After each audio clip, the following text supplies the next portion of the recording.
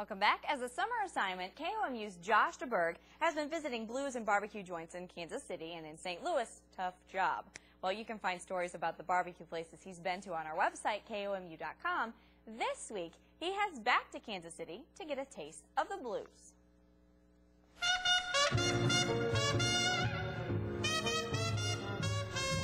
Most blues experts will tell you the roots of the blues are in St. Louis.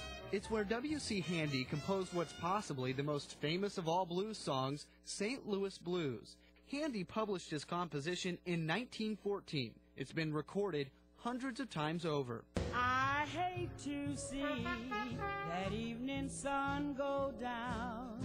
And yet many blues experts will also tell you that Kansas City is the place in Missouri to find the best blues today. Those experts might have some advice for you. Make a beeline to this place, BB's Lawnside Barbecue, where the food is great and the music is even better.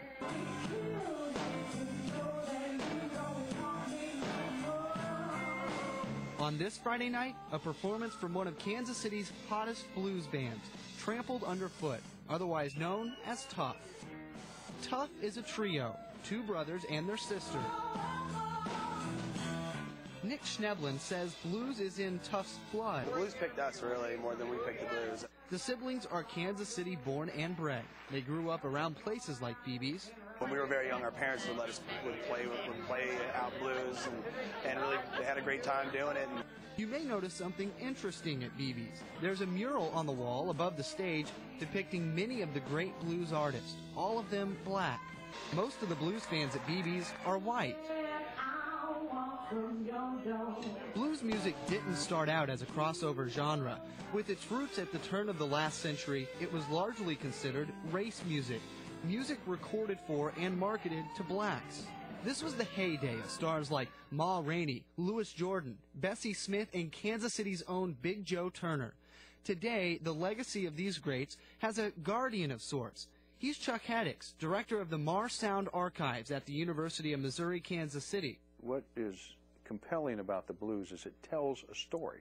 Haddix co-wrote a book on Kansas City music and hosts a weekly blues radio show. He says the blues came to Missouri with artists who toured the country.